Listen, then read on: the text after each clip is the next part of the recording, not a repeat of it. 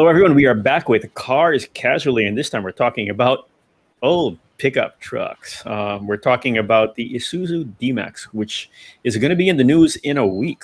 Uh, and we will tell you about that when it happens. But right now, we're going to talk about why is this thing still around?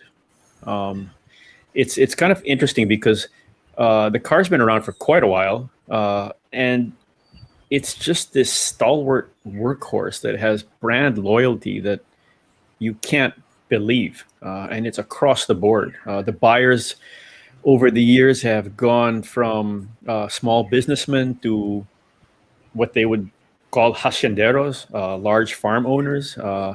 As the world changed and the landholding changed, that actually shifted to overseas workers buying their Isuzus. So much so that they the companies would aim straight at the shipping lines, and they would allow them to buy these vehicles sight unseen while they're out of the country. So when they arrive, or sometimes their wife will get a new pickup truck. So it's been consistent, and we have had people who would ask us, "Okay, do I get the Mitsubishi pickup truck, or do I just go stay with Isuzu?" And I'm like, "Those are two completely different vehicles." And he said, "Yeah, but they both have their strengths." So Isuzu is competing at a level that, or in a way that nobody else is, and we want to figure out why. And I'm going to ask Chris. Yeah, Chris, what do you think? Isuzu has the kind of brand loyalty that I think rivals even Toyota. Whenever I go to the province to visit my grandparents there, almost every single farmer has an Isuzu D-Max or relies on some kind of Isuzu truck. I saw one Isuzu truck in a farm, and it's about 60 or 70 years old. And the owner still vouches for it and says it still runs. I've seen Land Rover Defenders with Isuzu engines. So that's just a testament that shows just how much faith people have on Isuzu diesel engines and how reliable they are, basically. Yep. Yeah, and the new D-Max should be launching very, very soon. So I think it's pretty fitting that we tribute the D-Max in our show today. It's been around for, well, this current generation has been around for a while, so it's starting to show its age, especially with all the new pickups appearing in the market now. And admittedly, as good as the D-Max is, you can see that it's starting to fall behind a bit in terms of equipment, in terms of capability. But hopefully, the new one that's coming is going to change all of that. But yeah, do we want it to change all of that? I mean, honestly, That's yeah. There was one time we were talking about. We always complain about how modern cars have too much stuff, and people just want the basics. And like, yeah, the basics are the Isuzu. So it'll be interesting to see if they're gonna. I mean, would you want them to change, Chris? well, that's why they come out with all these variants, right? Right now, the D-Max has 1, 2, 3, 4, 5, 6, 7 variants on the market. Yeah, so that's basically from your most utilitarian Spartan workhorse to something that you'd want to drive around the city, around the village, something that won't knock your teeth out from the vibrations. I mean, yeah, so and I have no doubt whatsoever that Isuzu is going to maintain their excellent build quality, and the engine is going to be as reliable as all the other engines, no matter what updates they do to it. It's just going to be more powerful and more fuel efficient. So it's something to look forward to. I mean, if someone were to ask me, I need to buy a pickup and I need it to last the next 10 to 15 years, no doubt I would lead them towards an Isuzu D-Max. And a lot of people seem to feel the same way because Isuzu is still the number one seller of commercial trucks in the country. We recently did an article about it here. Is it sharing? There Give you me go. time. I'm not as fast as you are. Yeah. So we recently did an article about this. how Isuzu is the top-selling truck maker for 2020, and yeah, this just goes to show how much faith people have basically in Isuzu trucks in general, um, to do their workload, to do heavy duty or light work. It says here that Isuzu has a 45.2% market share, which is really crazy For trucks, for For for commercial trucks, commercial yeah. vehicles. trucks. Yeah. Okay, we lost you. So Yeah, I mean, if I may Sure. comment, like Carl asked if would you want them to change anything? Me, like personally, I don't want them to change most things in the VMAX because they're very reliable. And Chris is right; they last a long time, and I've seen a lot of them in the provinces. Whether it's fleets, you have the single cabs, but those who own like farms or have businesses in the province, the D-Max is one of their top choices. I mean, they get the upper variant ones, the ones with the nicer interiors. But the only thing I would change with the D-Max is really the interior because if we're talking about competitors, um, the interior has really lagged behind, especially when considering pickups like the Strada and the Ranger. But that's not something that really goes against the D-Max because people buy into Suzu because of reliability, because of their trusted nature. Yeah. Uh, but after seeing the interior of the new one, I saw it about a year and a half ago. Um, I think it's the interior would help it compete more with those who are Really. just looking for an everyday pickup. Yeah, So what we're looking at now is the current it's the outgoing older one. interior. Yes. Uh, Let me share a photo of the one that's coming. Although understand that the one that we'll be showing here today might have some differences to the new one, yes. to the Yeah. old one because uh, there we go. Basically, this is something that Paulo saw a year and a half ago in another Yeah, country. in Thailand. Yeah. So this may or may not be indicative of what we will actually get. What it is indicative of, though, is a general regional or global design direction. So yes, it does look a little bit more fresh, I guess. Yep. it definitely It's looks a bit more up to updated. date. Yeah, Yeah. it looks very modern. Sharp lines instead of the round ones, the rounder curves around the interior. The steering wheel looks like something you'd see on a spaceship.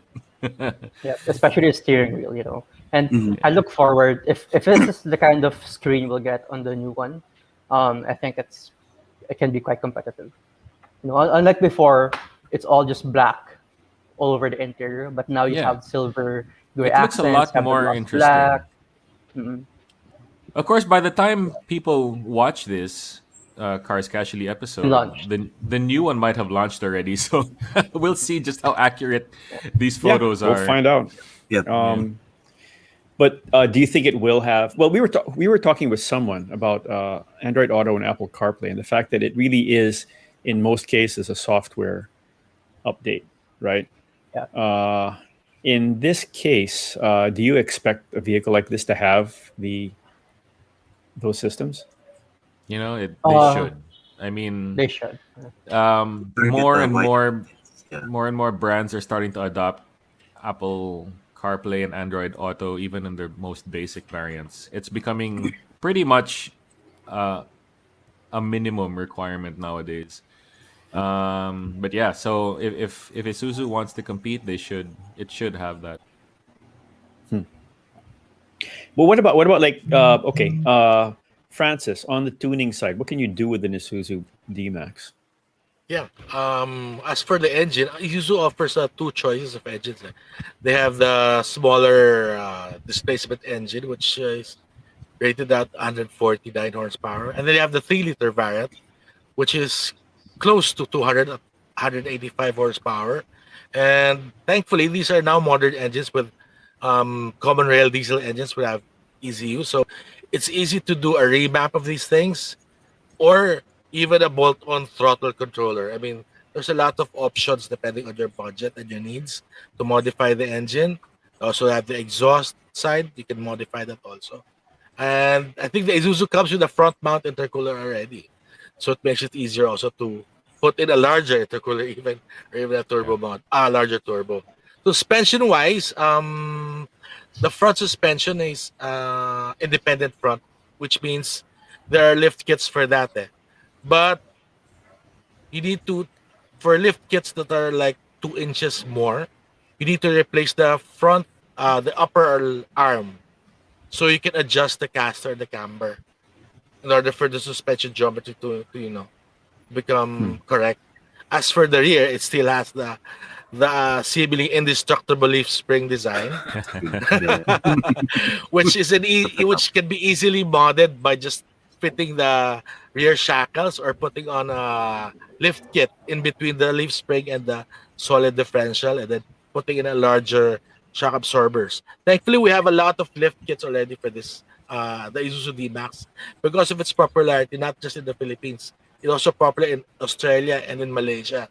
So you have a lot of brands to choose from 2-inch quick lifts to all around 3-4-inch lift kits. So there's a lot you can do with the D-Max, especially with its design. Does it? No? Does it? We were talking about this versus, let's say, the Toyotas. Are they? How are they in terms of popularity of tuning? Well- Is one? I mean, is it still Toyota country or is it? Well, there's still a lot of Isuzu fans out there. I mean, let's admit Toyota might be a bit ahead, but there's a lot of following for the Isuzu. I mean, just look at the aftermarket manufacturers in Australia. They have a huge following there. And Isuzu also came up with the Boondock edition, if you recall. Yeah. Fitted it with the accessories and stuff. So I think it helped to boost the Isuzu's popularity. But Okay. in So terms of what modification wise, what you can do with an Hilux, you can also do with the Isuzu. They're basically the same suspension There's the design. Boondock. Yes, there's a Boondock edition. Yeah. It's Yeah. kind of like what the Conquest is, but it has elements Yeah. a bit more Mm-hmm. like Yeah. additions in terms of Additional exterior. accessories just to make it look nicer. Is it available as a single cab? No, I one, don't no. think so. I No, think Boondock it's is not their in the top of the Philippines. line. Yeah, not in the Philippines. No, but are there any single cab I think Isuzu in Thailand. D-Maxes? Thailand. Okay, so not here. No, I think they sell a single cab D-Max here. For I think it's fleets, their the base basic model. Yeah. For fleet. It's For the cabin fleet, chassis. yeah. Yeah. Oh, right. Okay, got Yeah, it. you can put the enclosed aluminum van at the Yeah. back. Okay. Well, how long has this thing been around anyway? I mean, before the D-Max, it was, The I remember, a Fuego. bright Fuego. yellow Fuego, right? Fuego. Yeah. So how long is the actual D-Max name been around? So the D-Max was first introduced in 2001, the first generation. It was around for 10 years until the second generation was launched in 2011. So the lifespan is really around 10 years. So it's about time that they launch it. But the third generation was actually launched in late 2019 in Thailand, but it's only coming in the Philippines now in 2021. You know, 10-year like gaps between generations is the epitome of if it ain't broke, don't fix it. Yeah. I mean, Yeah. if the same pickup works and the same model works for 10 years and it can stay competitive, that's pretty amazing. No, that's very true. Were there engine changes in the ones you saw in Thailand? Yeah. I think they brought in the 1.9 liter. No, in Thailand they have two engines. There's the 1.9 liter is 150 horsepower, and the Blue Power 3-liter one is 190. Yeah. It's 190 horsepower. So I don't know if they're gonna bring those engines in, but that's what they had in Thailand. What are the engines now, Francis? You were saying there are two engine options, right? Yeah, the Currently. 1.8 liter, which makes around 150, and the Okay. 3-liter Blue Point engine, which makes around close to 200, right? 195, I think. Yeah. There's Yeah. So it should be Yeah. the same engines. yeah, I think it should be the same engines. The same as current or the same as Thailand? The same as current.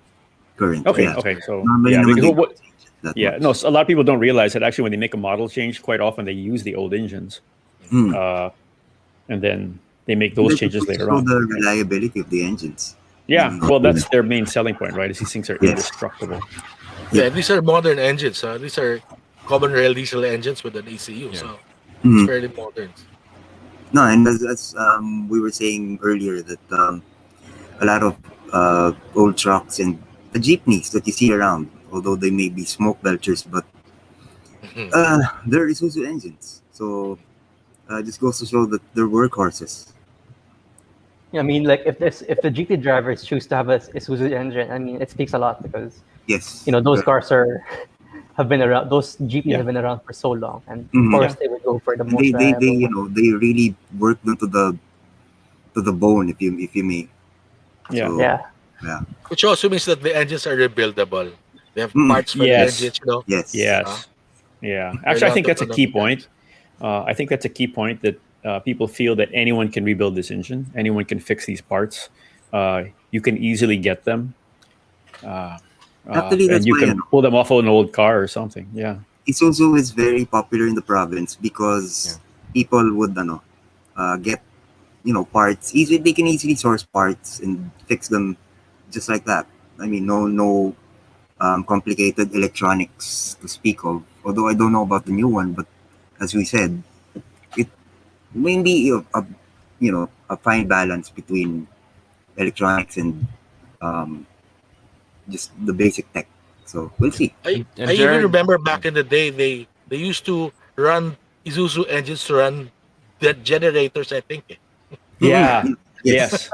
and Old school generators were run by Isuzu engines in the Yes. those were provinces, old enough. diba? Before Yeah, Gen old Z Yeah. enough were to available. remember Yeah. the old taxis were Isuzu Geminis with Yeah. diesel engines. Uh, Yeah. I have a question. The Isuzu Gemini is a sedan, right? Yes, it was Yeah. a sedan. So There was a sedan it and had a a diesel. two door. yeah, Yeah, Yeah. it had a diesel. Those were diesels also. there's a Yep. Yes, diesel sedan. Oh. yep. That was one They that were were raced. taxis. Oh yeah, they were. People Used to used to race rallying. them. Yes, they Yeah. were. And Drag race. the it was also the Opel Cadet at one Cadet. point. Cadet. Yes. So yeah, so there were a lot of parts for that car, man. And there was a particular tuner just off EDSA that we would go to, specifically that would handle Geminis. hmm So yeah, but okay, Francis, you're saying this is a fairly modern engine, and you were saying because I mean it does have an ECU. Do any Yeah. pickup trucks now not have ECUs? Does anything not have an ECU in our market? Not that I'm aware. I think all of the pickups in our market, from these major brands all have CRDI engines already. Even the Okay. vans. Okay. In general, are there more or less reliable systems? I mean, would someone like Isuzu, for example, choose to have a more basic system, with the idea being it's far more reliable than the more quirky modern ones? Is that the case here, or not really? I think they go for these more modern systems because not only are they more fuel efficient, they're also more they also helping refine the emissions. They also help a lot with the Okay. emissions Yeah, that's because true. they Okay. they run better, they burn the diesel much better. So they also run cleaner as opposed to the mechanical injection types before. These are Hmm. the old diesels, which doesn't have an ECU. So you have to recalibrate it once in a while. Unlike Yeah. the CRDI, it's just like a gasoline engine nowadays. Mm. Yeah. And speaking of You, Isuzu engines, Jared, you mentioned you knew somebody Oh who yeah. was running Yeah. without water. Yes. We don't recommend this, but friend of a friend had an old Fuego who didn't know that his pickup didn't have any coolant left in the cooling system, but the truck was still running. So it's goes to show you how. I think it how had long did that iron happen? cylinder heads before. Yeah. Yeah. How long did he run it like that? Do you know? He didn't say, but it was still running until I think he saw the temperature really, you know, up there. So Okay, so it's not like months. no, man, no. Okay. It's just like got him home type. Yes, Okay. but still, I mean, just goes to show you how reliable these endurable these engines in these trucks are. So Well, I guess they're overbuilt, and that's the positive thing, and that's what people like, I guess, Isuzu and even Toyota mm, faced. Um, remember when we would all complain about how hard the Fortuner ride was, yeah, way back, and their answer was, "We're building a truck, and we're building an SUV on a truck platform. We have to make it workable for people that expect a truck." True. So maybe these things are just way more overbuilt and are able to handle far more wide tolerances than other vehicles. Mhm. So I'm curious, Francis. You said one thing. You said that the location of the intercooler and the turbo allowed for easy swaps. Is that the case also with other pickup trucks, or is it particularly different? Well, there in from the beginning, the Fortuner had their top mount intercooler, but from then on, as it progressed from different generations, they moved it now to the upfront. But Isuzu, in Isuzu's case, it was always upfront. They had the intercooler mounted upfront, which I think it's much better than the top mount intercooler setup. Because Mhm. it allows more air to flow through the intercooler rather than Oh, air flowing through the hood, as Yeah, with the opposed to hood that, scoop. Yeah. yeah, with the hood scoop and stuff. I think there's more frontal mass area up front, so Mhm. there's more air to blow through the intercooler, which is I think more efficient. okay. Well, So also these aren't for high-speed vehicles, yeah, right? exactly, So, yeah. are these particularly hard to work on? I mean, are you still able to dive into these engines and get most stuff done without pulling them down or anything? There are a lot of things you have to remove, but they're pretty easy to work on, just like any diesel engines. No. You can change the turbo, you can clean the EGR quite easily. It's just a matter of removing the battery and stuff.